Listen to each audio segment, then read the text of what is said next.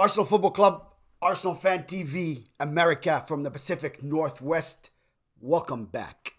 I know it took us a little bit to come up with this very episode for two reasons. Number one, the absolute, disaster. The draw that felt like a loss in front of Liverpool. I was very emotional. I could not really come up with an episode right away. This game was very upsetting because simply towards the end is where you show your teeth and you hang on to the title. It seemed like it was the complete opposite. It seems like we weren't hungry enough. It seemed like Liverpool were the ones fighting for the Premier League, not us. But hey, with that said, that's reason number one. Reason number two was the two games of the Champions League, the quarterfinals, that is. So we're going to start by the Liverpool game, unfortunately. So we can put that aside. I don't know what to say. Let me just start by how we started the game so I can ease myself into talking about it or analyzing it because, again, it was very disappointing. So, beside the referees, I'm going to start, again, talking about the bad referees and now English referees. Unfortunately, I don't want to say all of you, but most of you are pretty bad. The game that we enjoy, we love. You pretty much sometimes steal that happiness from us, steal that joy of the game when we're watching referees giving calls that they have no rights to give. It's like they're the only ones watching the game. And even worse than that, we sat a couple of people upstairs in front of screens and called them VAR, video assisting refereeing. They do a worse job. So I don't know if this is done intentionally or what is going on here, but somebody needs to talk about it, and I'm always going to talk about it because that's just English referees. You're badreferees.com. I don't know what else can you do in the game for you to be recognized with this stuff you're doing. So please, you know what? Let's continue, but please do me a favor and try to be fair. Just fair. Anyways, moving forward to the Liverpool game, we started in the back as usual with Ben White on the right-hand side. We started with Zinchenko. On paper, of course, we started at the 4-3-3. Zinchenko on the left side. And in the middle, it was Rob Holding next to Gabriel. And of course, you know now, and you could tell that one of the problems we had was that William Saliba wasn't there. Let's just leave it at that. Because he played a humongous part, and now we can appreciate and see that, into reading the game and marking players that are very, very good and strikers that are very well known, not just the defensive mind, but also on the attack. The balls that he would send up to Xhaka when Ben White went into the right back, he filled that position like none other. And since then, he's been in it. Unfortunately, again, the back injury, he's struggling. They're saying he's not fit. I don't know if he's going to be fit for our next one. Our next one is going to be West Ham. And that's at London Derby. So hopefully Arsenal show up as the Premier League title won a winner. Not someone that just gave up, because we didn't look that good after 26 minutes exactly with Liverpool game. So back four again. Ben White, Gabriel, Rob Holding, and Zinchenko. In the middle, we had Thomas Partey started, thank God, with Odegaard and Xhaka on both sides of him, left and right. And Martinelli one way. Bukayo Saka on the other side as wingers. In the middle was our number 9, welcome back, Gabriel Jesus. And that was how we started the Premier League. That is our A team, minus, of course, William Saliba. But again, the part that was missing was crucial. I think William Saliba's non-existence caused the 2 goals we conceived. As simple as it gets. I'm just getting a lot of other players out of it because some of them still are guilty, of course. It's not just the Saliba's non-existence, but we didn't see anybody really step up in front of Liverpool and really showed us that we want to win this game. I mean, talk to each other, motivate each other. It didn't happen. I didn't think Arsenal would win that game because of the way they acted. They acted like they were content somehow. Listen. Whatever was said in that fitting room, that was not the right thing to do by the manager. And of course, I blame him before I blame anyone else.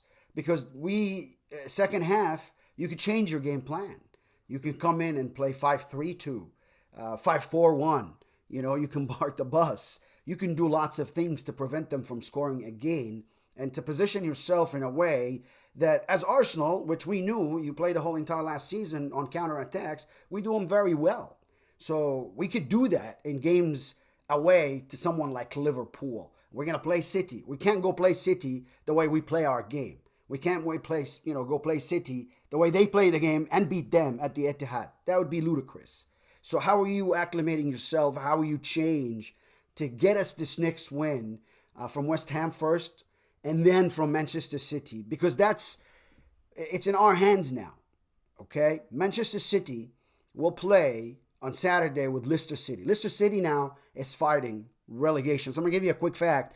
Last time Leicester City went out of the Premier League, got relegated, that was 2004 when we won the Premier League. However, this time, it's not per se that we want them relegated, but we want them fighting in front of City and at least drawing. At the Etihad, crazy. Brendan Rodgers, Pep Guardiola, the two teams, when you compare them, hey, listen, everything is possible. Let's not forget that Gray scored the winner, and they beat City at some point, Leicester City at the Etihad. So everything is possible, but we really are, as Arsenal fans, hoping that Leicester City would do it. Brendan Rodgers would one time in his life do us a favor, and they go and just get any sort of results.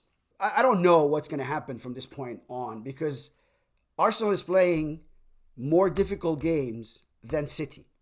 Now, Arsenal is still 6 points ahead.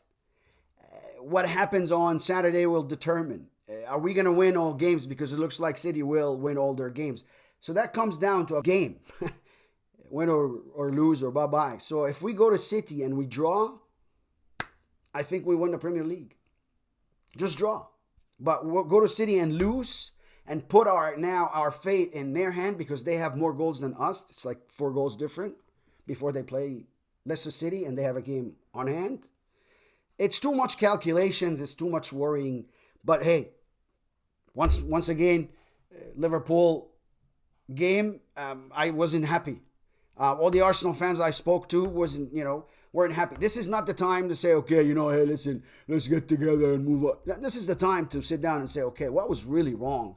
Let's fix it. We cannot have that mistake again. And we're going to have to come back and correct it also somehow.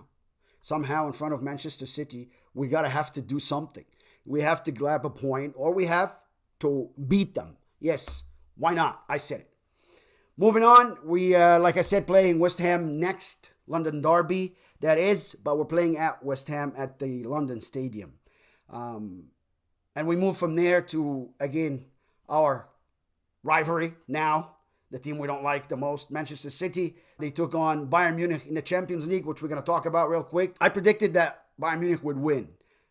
Thomas Tuchel, new Bayern Munich manager. Nagelsmann, their ex-coach now, Bayern's ex-coach that came from RB Leipzig. If you remember, he's no longer with them. He was sacked a couple of weeks ago and took his place was Thomas Tuchel that just won the Champions League with Chelsea. Here's the thing though. Thomas Tuchel is a very, very, very good coach, but new team. I don't know what happened. He went to the Etihad Stadium to face Man City, and for 25 minutes, 26 minutes, just like the Arsenal game, we thought that Bayern Munich is going to take the game and Bayern Munich is going to win or at least get a draw. But all of a sudden, Manchester City snatches a goal and they go up 1-0. Totally changed the game and totally showed no ball position whatsoever from Bayern Munich. No domination. Thomas Tuchel also, second half speech was not as good because they went on and conceded the second and the third goal. And Bayern Munich lost to City at the Etihad Stadium. That's the first of 2 games or first leg in the quarterfinal, 3-0.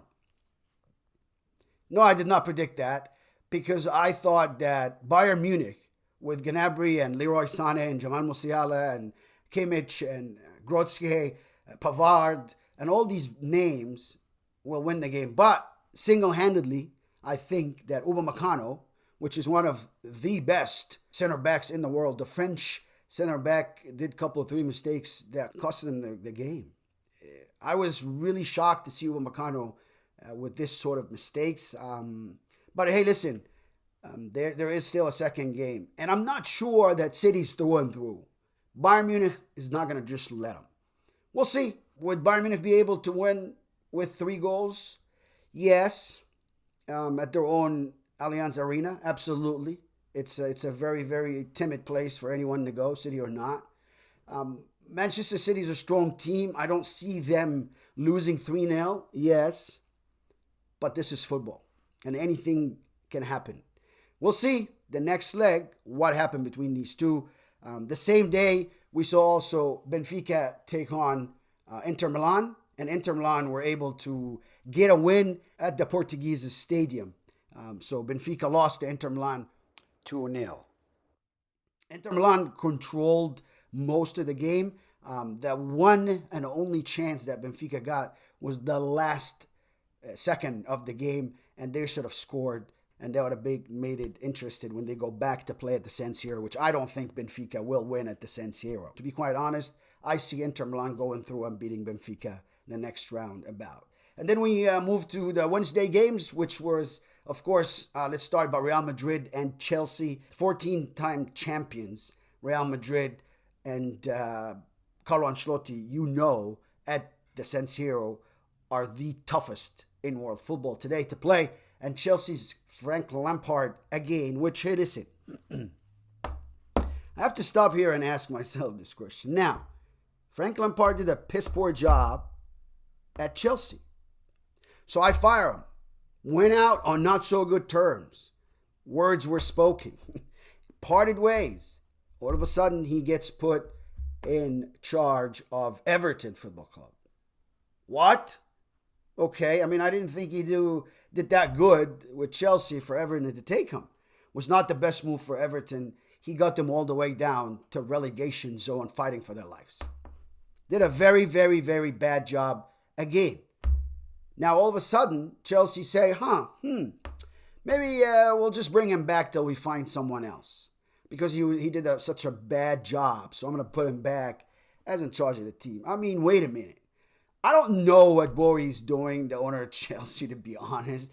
I don't know what's going on with these, with the management of this football club. I really have no idea. But the decision after a decision they keep making is really horrid. And listen, you've got players. I mean players.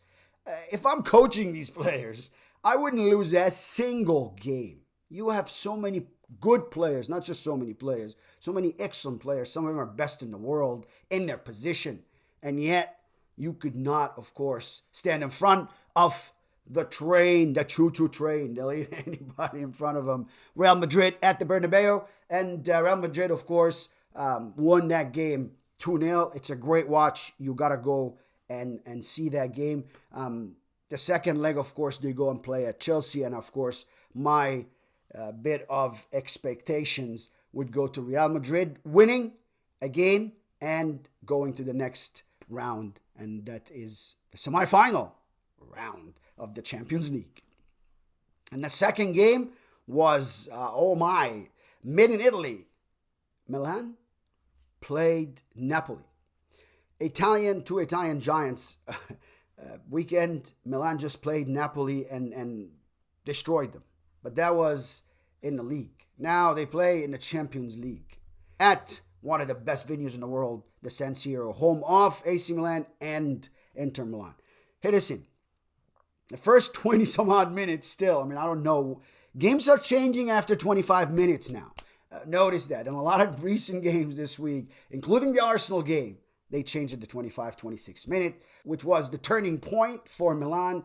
After domination, complete domination from Napoli, that I thought, starting like that, will win the game. They were very intimidating, and it looked like they were coming out for revenge from that game they were down at the weekend, or last game they played against AC Milan.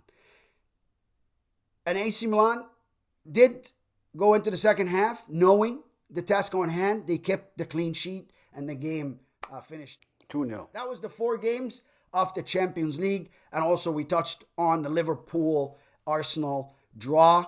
And again, hated it as an Arsenal fan. And every Arsenal fan that I spoke to is too late in the season not to get a win, especially when we were 2-1 up.